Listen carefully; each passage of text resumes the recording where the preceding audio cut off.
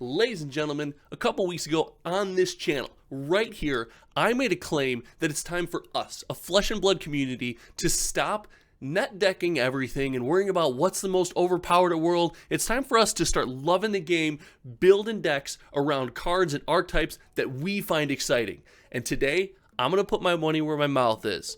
This is my Earthbriar list. Welcome to my pet deck. Let's go! Guys, welcome back to Hometown TCG. You guys know me, my name is Josh, and I am stoked to get you this deck, get this in your hands. And spoiler alert, the patrons have had access to this deck for over a week now. A couple of people have tried it, people have given me critiques on it, and I've got to play games in the Discord against a lot of them, test out a lot of these matchups, and it has been an absolute blast. There will be a full deck guide for this deck on Patreon that you can find in the link in the video description, as well as my race to 4,000 subscribers. Thank you guys so much. We're over 3,600 YouTube subs now. If you're here, smash that sub button. We're racing to 4K. I can't believe Hometown TCG has come this far. Huge shout out to you guys. Huge shout out to the Discord patron playmat winners, the YouTube playmat winner. We sent a couple more playmats out to people who have just helped the channel, so thank you guys so much. But let's get into my pet deck. So as I said in the intro, my pet deck is an Earthbriar build, and I wanted to do a couple things with this deck. The reason I chose Earthbriar is Earthbriar just went through a bunch of bans. So we had this big community hullabaloo about cards that were banned. Was it necessary? Wasn't it necessary? Is this right? Is this wrong? And I said, I want to forget that. When this hero was released, I saw some of the tech that was released, and I had to play it. But as the deck became more powerful and better and better, I was caught up in the whirlwind of playing these highly competitive events, which I will still do, but I kind of lost sight of what I really wanted to do with this hero, and that is big earth attacks. I want a card draw. I want to make embodiments of lightning. I want to make embodiments of earth. I want to occasionally throw some mixed damage, and I want to play a mid-range game for the ages. So that's what I've done here today with Earthbriar. And the shining gem in this deck is going to be what I call the card draw package. When Briar was released, guys, I love drawing cards, and there's so many tools that you can use in this deck to draw cards. I had to play them. So I'm a huge fan. I can't wait to share you guys. And you guys might be surprised about some of the things in the deck, especially some of the things in the sideboard. So let's get into the core. This deck, as most Briar builds is running Rosetta Thorn. This weapon, when you're able to pull it off, is just so efficient. The mixed damage is wild. You guys have heard it from here to there, all the way back to Timbuktu about Rosetta Thorn. You guys know what it is, Rosetta Thorn. But next is one of my favorite cards in Tales of Aria. A pilot utilizing this card correctly can swing the tempo of a game. Don't believe me? Reach out to Dennis from Hometown TCG and ask him what he thinks of Crown of Seeds. Crown of Seeds is such an incredibly versatile card. It allows you to block any kind of damage, can act as this weird arcane block in certain situations. It allows you to cycle through your deck, stack your pitch, be there for these long grinding matchups, maybe dig through and find an earth card, find a fusion card, try to find something you're going to need for your next turn. This card is so versatile and so great in this deck, and it adds a new layer of complexity. Playing with this card, guys, just gets me up in the morning. I love playing with Crown of Seeds. I've wanted to build something around it that wasn't kind of a full control Oldhim since it came out, and it's really cool. And it comes with a couple other cards in the deck. So Crown of Seeds is the main headpiece for this deck. We do also have Findel Spring Tunic. Now, there's a lot of Runeblade options for chess pieces. I find that as we're a mid-range deck and we're grinding it out, and on big turns where we have a ton of resources, 4 pitch is a very magic. Ow, guys, I'm so stoked. I'm smashing my arms. 4 pitch is a huge number for us, and often we're going to need that. This is going to give us several turns of value, more so than a Bloodshea Skeleton, which you would make great use of, but has 2 block, or even an Aetherweave Tome. It's Aether Ironweave! Oh well, I'm going to keep going. It gives you a little bit more value than that over the course of the game because we're going to be grinding these long games.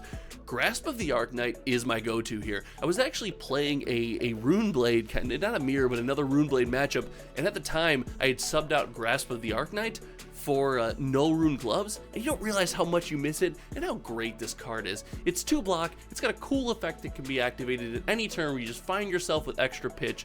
These gloves are just a must-play in Rune Blade. Pretty basic equipment setup so far. We are running the Spellbound Creepers. Now, the Spellbound Creepers are a really cool piece of tech in Rune Blade that's come out, and I really want to say that you can make some very, very spicy plays with the Spellbound Creepers to give yourself go again, and then slap with a little Rosetta Thorn. There's a lot you can do there. It kind of can jump at your opponent, catch him out of nowhere. It doesn't come up as often when you're truly playing that end-to-end grind matchup, but if you ever find yourself on the front foot and ahead and you got the extra pitch and cards to deal with it, I say Spellbound Creepers is the way to go. Now you see we do have the Null Rune Boots here, and the Null Rune Boots come in for the Spellbound Creeper in any kind of Arcane matchup. We're not running a full Arcane suite yet. As Kano becomes more and more relevant, we might, but as I said, this is more of kind of my fun pet deck. There's some cards in the sideboard I would take out to fill out the Arcane suite, so if Kano becomes relevant, I will update this deck to play the Null Rune because I just feel like you have to. So that's your base equipment setup for this Briar deck, but that's not what you're here for. It's time to get into the meat and potatoes. This is an Earth focused deck. What that means is huge, gigantic swinging attacks. They're a little bit expensive, but these big old attacks, they hit hard. We want to fuse, we want to make efficient use out of our arsenal, and we are going to just hammer our opponent into oblivion. A couple of things that are going to help us with that is some base Earth cards. Now, Autumn's Touch in any deck where you want to be doing Earth fusions, anything like that, is just a great card. It's got 3 block, which is rare for these Earth cards. I think it's the only one of the Earth cards with 3 block. Autumn's Touch, and it's a big attack, and in a pinch, even the blue is playable at the end of the game. You don't want to. I mean, it's not very efficient, but it's something, it is an awkward number to try to block. So Autumn's Touch is a must include here. A couple other big hitters in the Earth category is Evergreen. Now, Evergreen kind of helps us in that long grind game. We've talked a lot about this grind style, this mid-range fashion, this back and forth we're going to be playing with our opponent, and Evergreen is really cool in that scenario. You kind of got this pseudo effect to get back on the bottom of your library, be able to keep recurring this, or at least twice in a row, throw a red Evergreen at your opponent, smack them for some big damage, try to close this game. It's a very, very cool card. Moving on to the Rune Blade tech that we have in here is Rites of Replenishment and Stir the Wildwood. I find that these attacks in the Rune Blade slot, as far as big attacks, are so cool. We talked about this grinding game. We're going to keep hammering on that theory. Rites of Replenishment allows us to pull some of those resources back in our decks against opponents that might grind a little better than us, against your Oldhams, against your Bravos, against your full control Dash, your full control Katsu. These cards let us get some of our tech back, and all of these cards that we've mentioned so far couple great with Pummel. That's right, we're running 3 red Pummels on top of it. Now, not to mention the art board cards, they do come out in some certain matchups, but Pummel just fits almost everything we want to do in this deck, and I find if you're having fun and you're playing Pummel, you got to include the CNCs. That's right. Back up at the top here, we threw in CNCs because, man, there are few things that feel better than throwing an 11 damage and then pummeled on top of it, Command and Conquer. It can be so devastating, and in certain matchups, it might be your only way to get damage through from time to time. So Command and Conquer with Pummel, with some of our buffs, is just a massive combo. I love these cards. That's kind of the basis of our attack action package. We do have, we fill in some explosive growths in there, and that's pretty much it. But those are our attack actions, and as we mentioned, they're all big hitters. So we're only generating 1 embodiment of Earth, but often we will be doing so. But the big part of this deck, a big piece of the tech, is going to be setting up those big attacks. 6 attacks, 7 attacks, 5 attacks with an Arcane. They don't really do anything in today's Flesh and Blood metagame. even in, you know, the build your deck around your fun strat, what you want to do metagame, these cards don't really do too much on their own. So we got to find a way to beef those cards up, and we're doing that with some of Briar and Runeblade's best buffs. You see, we're running a full suite of Bramble Sparks. It does everything the deck wants to do. Often it almost guarantees us the generation of some kind of embodiment of Earth. The opponent doesn't want to defend the Arcane, and then some big attack. It's a free way to get kind of big numbers on these attacks. You got a lot of Earth cards to fuse, and frankly, I like the card. It's just fun to play, so we're running the full Bramble Spark suite. Moving on, we are running Earthlord Surges. We have blue and red Earthlord Surge. Red Earthlord Surge, guys, there's just something, there's a kid in me somewhere that says, oh my gosh, look at the giant number on this buff. I have to play this card. And I'll be honest, I had to take a long look at myself in the mirror before I cut Invigorate, because I wanted to go all in on this strategy for these giant fused buffed attacks, but Invigorate doesn't really flow well with Command and Conquer. There's too much stuff that Command and Conquer misses, so it had to get the cut. But Earthlord Surge stays, and guys, adding +5 to your next attack is just cool. It's also an Earth card. It satisfies a lot of fusions, and of our fusion cards, we want those cards to be able to fuse and then be effective out of Arsenal, because often you'll fuse with a card on your turn and you'll end the turn with that card in your arsenal. So it's important that the card that you use for fusion is good out of your arsenal. We do have some bad fusion/arsenal targets, you know, kind of our blue Autumn's Touch, our blue Evergreens, but in a pinch, they still do 5 damage. They can still get buffed. There's just something we would like to avoid. And then, boom, Crown of Seeds. We don't like our arsenal. We throw it away. So Earthlord Surge does get the buff. A card that I was in love with is cut down to only 3 copies for our buffs, and that's Weave Earth. Weave Earth Red is the only Weave Earth in the deck. When Briar and Tales of Aria was released, I was in love with copies of Weave Earth. It was almost a 9 of for me in Classic Constructed, which I don't know. Obviously, that's not correct, but I really like this card. But I do find that it's weird on turns that it misses Command and Conquer, even if you had like a yellow one, if you were running a 9 of suite or something like that. And if you are running Command and Conquer, it's weird to have a lot of Weave Earths in the deck to kind of get those 2 in the hand at the same time. That makes for a little awkward combo. So only running 3, but I am still running 3 because in the event that I have one and some elemental attack, it's a really cool buff. It's free. It often buffs for 4 in this deck. It's just a very neat card. I love it. It's fused. Another great target to fuse and throw in arsenal. So these are some of the buffs. Oh, and then of course, these are some of the buffs we're using to get over the top, but one of the most important buffs that's going to transition into why I built this whole deck in the first place is our Force of Nature. Our Force of Nature in here kind of, it doesn't buffer, you know, it kind of just adds the +1, but it adds this cool wrinkle where every time an attack that has been buffed hits your opponent, you get to draw cards. And guys, I don't know if you know this about me, but I like drawing cards in any TCG that I play, especially Flesh and Blood, because it's so rare. I love drawing cards. So I said, I want to build a deck where I get to draw a bunch of cards, and this is it. So starting with Force of Nature, you could couple that with Pummel. Even an unfused Force of Nature into something pummeled lets you draw a card. If you have generated an embodiment of lightning, you get to draw a card. You get Go Again. It's a very cool little niche combo that I love in this deck. And I just went off the rails with my card draw. I've actually named this deck in FaBDB the Card Draw Package deck. I'm running the 3 of Sonata Arcanix. Now, spoiler alert, guys, I've dumped a bunch of pitch into Sonata Arcanix in this deck before. It's just effective played for 0.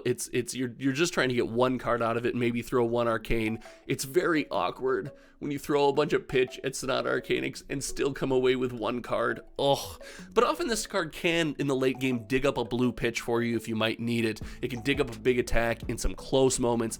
I love this card, and it fits with the card draw theme. We're drawing cards. Moving on, we got Gigantonian Tome. Gigantonian Tome is a weird card because it just cycles itself, but in these decks that require, especially rune baits, that you have played a non-attack action before you do something, or 2 non-attack actions, or whatever it is, it satisfies half of that condition. So instead of a 1-for-1, it's almost a 1.5-for-1, right? You're satisfying half of this condition, and you're drawing a card. And guys, it says draw a card on it, and it fits the deck. I love the card. Gigantonian Tome goes in. And then the coup de grace, the cream of the crop, my absolute famous, the Tome of freaking Harvest, the draw 3 tome. I have an excuse to run in this deck. This card does work in this deck. It's an earth card that fuses. It blocks mostly for 3 if you got that embodiment of earth. It's a blue pitch, but here's the problem in most decks. We talked about that earth fusion card. It's the last card in your hand. You fuse with it, it goes into the arsenal. Oh no, what now? Well, Crown of Seeds lets us out of that jam, lets us get rid of that card, cycle that tome, but in the best case scenario, guys, that tome is hitting the table. I'm drawing cards, I'm cycling through my deck, I'm digging up the biggest combo that I can build at any given moment, and I'm trying to pummel it, and I'm coming sideways right at the opponent. So Tome of Harvest, one of my favorite cards released in this set, makes the cut. However, guys, I mean, this is a fun deck, but I do still want it to be able to get there. I don't want to get into these games, and I don't want to get blown out and just draw a million cards and be like, oh, that was fun. So I do include some defense reactions in matchups where I do think it's imperative, and all of that information can be found in the deck guide on the Patreon. But the defense reactions I include are sink belows, first of all, because it fits what this deck wants to do. A lot of times with Fusion, you're missing one card, you're missing one piece of the combo, whether it's a pitch or a fusion card or one of the attacks, and sink below lets you kind of dig for that. Kind of same theory as the Tome of Seeds, or the Crown of Seeds, Tome of Seeds, the Crown of Seeds. It lets you cycle through this deck and find that card. And then finally, I'm actually running a suite of Summerwood Shelter. This card has been a weird all-star for me, as it provides this fusion mechanic, but in back and forth matchups, it provides this fusion, hits my arsenal, and then is there as almost a defense reaction to buff dominated attacks, to buff things defending against Command and Conquers. It's a really cool interaction, and again, in a pinch, can just be Crown of Seeds away. It's really cool, and it's kind of an unsung hero in this deck. I've been absolutely loving Summerwood Shelter. I was going back and forth and including some unmovables in the list, but Summerwood Shelter just kind of does everything you want the cards in this deck to do. I love this card. Filling out the list, we do have a So Tomorrow. So Tomorrow can be played, off a tunic counter, can dig through the list. In those grindy matchups is where it really shines. You can really get back some of the things that you need. Pulse of Candlehold, obviously, for fusions, get back something you need. And most importantly, it's a non-attack action that blocks for 3, which means with the embodiment of Earth, it blocks for 4. And then everybody knows this card right here in the middle, Channel Mount Heroic, is so cool with all the card draw and the ability to dig through your deck and spin that wheel and keep looking for cards. You can keep this out for 2 and even 3 and once 4 turns. It is such a cool effect to have on the field. This card shines in this deck. It lets you set it up. It lets you play aggro. Get your foot on the gas pedal. Don't let off. Come after the opponent, put them on the back foot, make them use all of their resources, and then go right back into that mid-range strategy of I'm going to outgrind you, but now you've used a bunch of resources. So among the buffs, among kind of the extra cards in the deck, those are some of the MVPs. That's the whole deck, and I gotta tell you, against some of the rock stars in the format right now, your various Guardians, your Prism, your Illusionist, things of that nature, this deck has performed really well. I've had so much fun, and I really want to encourage you guys to get out there and build this deck. Let me know what you think in the comments, and later this week or next, I have the deck tech for the deck I'll be running at any pro quests I go to. So I'm gonna go from back and forth, from this, I wanna be involved in my locals environment, like I said with you guys, I'm gonna build decks around cards that I love, but I'm also gonna keep competing in that competitive scene. I'm still bringing the heat to all these events I'm going to. Let me know what you guys are playing, not at pro quests, but at your locals. What's your pet deck? What are you playing for fun? What are you really trying to get out of the game? What are you trying to break open and tech up for me right now? Let me know in the comments. I'll be excited to hear. And guys, I hope you can tell how much I love this deck. It's been an absolute joy to play. If you visit us, check out the deck guide, learn how to play it, build it for your locals tonight, take it out there, and let me know in the Discord what you think of it.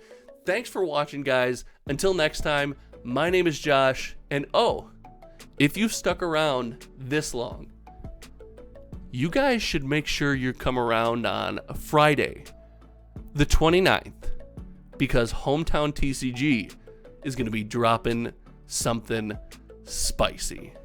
Until next time, my name is Josh, and we'll see you around. Goodbye.